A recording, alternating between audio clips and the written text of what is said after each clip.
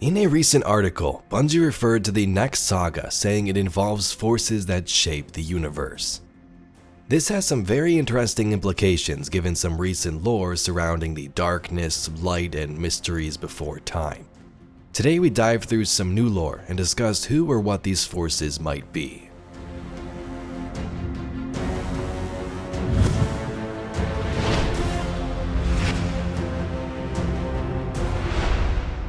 In Bungie's end of year 2024 article, they said this: in Heresy, we're widening the focus of the story to the Hive Pantheon and ancient eldritch forces that shape the universe.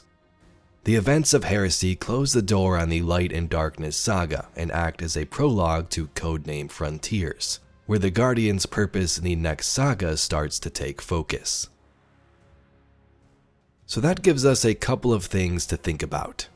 Heresy is the last episode in this episodic cadence, and it's going to close off the Light and Darkness saga. It involves the Hive Sisters and some type of eldritch force that shapes the universe.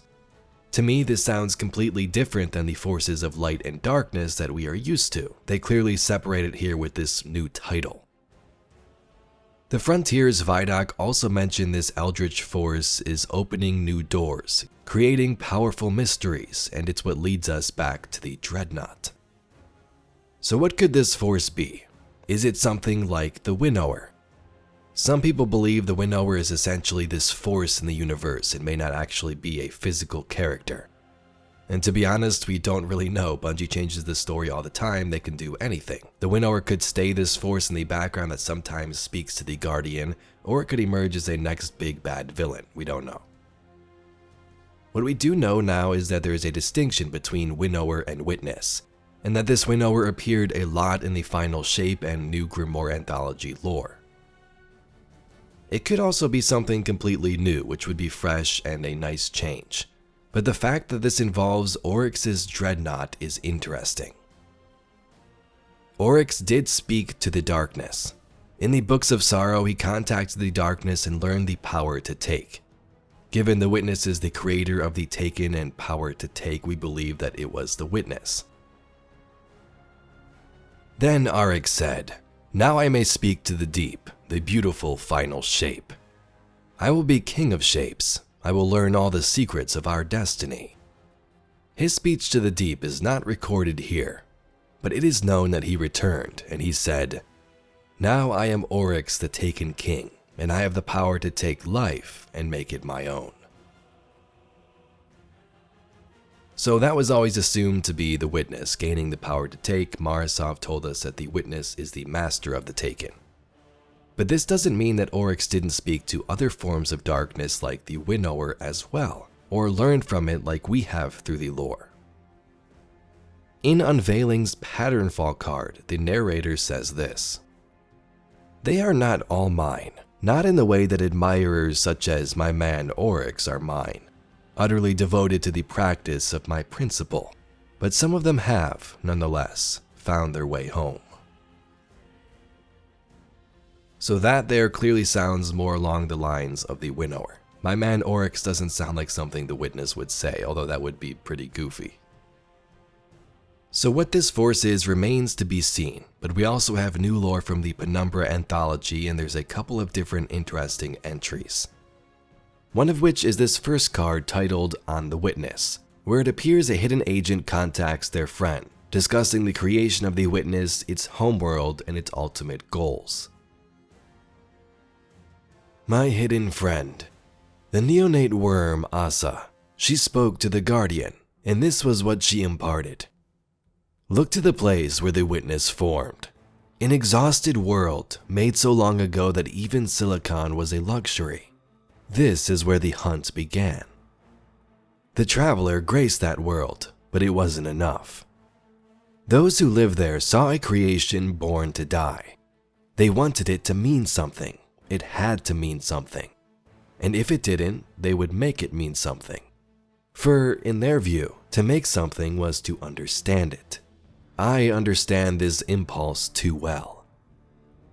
But they chose a truly rotten betrayal, to open up and take and remake their god, and they would use the darkness to do it.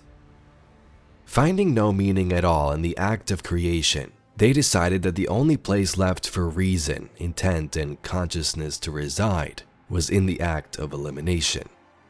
If their god, the Traveler, made things for no reason, then a merciful, purposeful Winnower must have a good reason to remove them.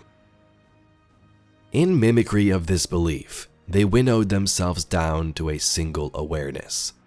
All their thought and pain compressed into a bombshell of consciousness and intent. Magnificently aware of all the universe's failings, a conscious witness to the testament of the light's sins, a final, ruinous creation born of their civilization. A knife. And it set out after the Traveler, not to destroy it, but to defeat it. To impose a will upon an absence it saw as unacceptable, negligent, to dictate by force how things ought to be. The motive is to impose meaning upon dark and light beyond mere primordial dynamics. The Killer is an anthology of this ancient civilization's rage at their god's silence. I find that I pity these vanished people.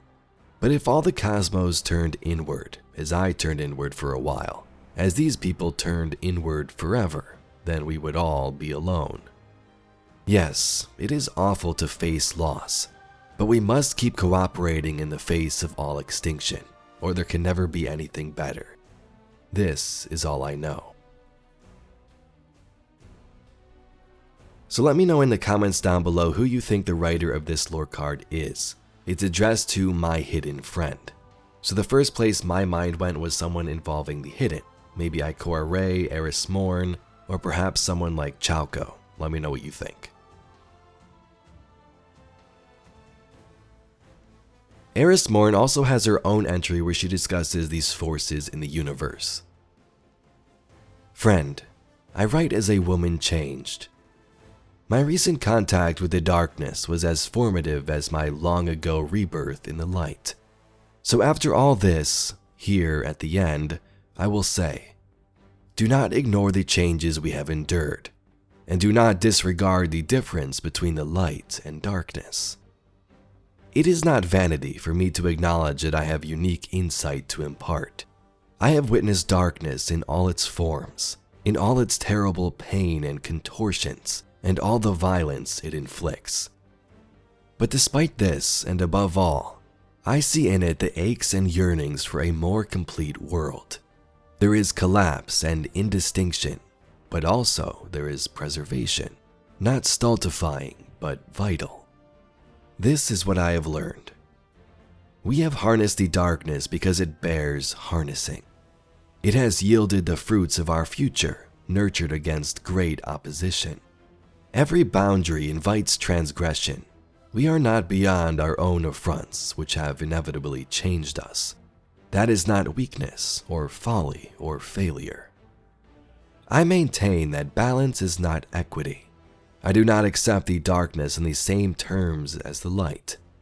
Darkness is a tool to be used and a path to walk, but it is not our essence. We must hold fast to that understanding. To do otherwise invokes delusion. The darkness and the light are not opponents, but neither are they allies. There is a natural conflict between them. But we have the capacity to hold contradictions within ourselves, and so they mingle with great effort on our part. That is the beauty of our complexity, the purview of the light. Our safe contact with the darkness is only possible because of the light. Even so, the light exists not as our protector, but as our guide. That is all I wish to impart. To every fire, its fuel. Eris Morn. So the light and the dark, we've talked about them a lot over the years. Osiris has, and now we have another explanation from Eris Morn here after everything she's been through. Both the light and darkness have shaped Eris over the years. Darkness is useful, but light is what guides us. And while light and darkness aren't enemies, they aren't partners either. They're not equals. They are very different forces, and we need to treat them differently. Eris also speaks to us about thinking about these powers and how we use them, and remember that balance can be kind of complicated. We next come to our last entry titled A Beast. The universe is a beast. The body is made from tiny stuff, from near nothings. From atoms swimming through a blood of crackling sparks. Simple, eternal laws shape the beast. The largest galaxy is ruled by principles of mass and motion, electrons and slaves to charge and to charge. And this is why the universe feels inexhaustible, eternal. No sun complains about its death. Life is the problem. Life can be woven from flesh or circuit or thoughtful light. Origins don't matter. But small, half-smart creatures have a fierce talent for denying the inevitable, for balking and complaining about injustices that don't exist, and consequences that should be borne in silence. So there you have it, Guardians, some more mysteries in the Destiny universe. Eldritch forces and the Light and Dark Saga conclusion on the horizon. We've been diving through these Penumbra entries and there was a couple of them left, so I just wanted to throw those all in and discuss these topics together. But if you'd like to see some more Destiny news, lore, and mysteries just like this video, please be sure to subscribe to the channel. I thank you very much for watching and I'll catch you all in the next video.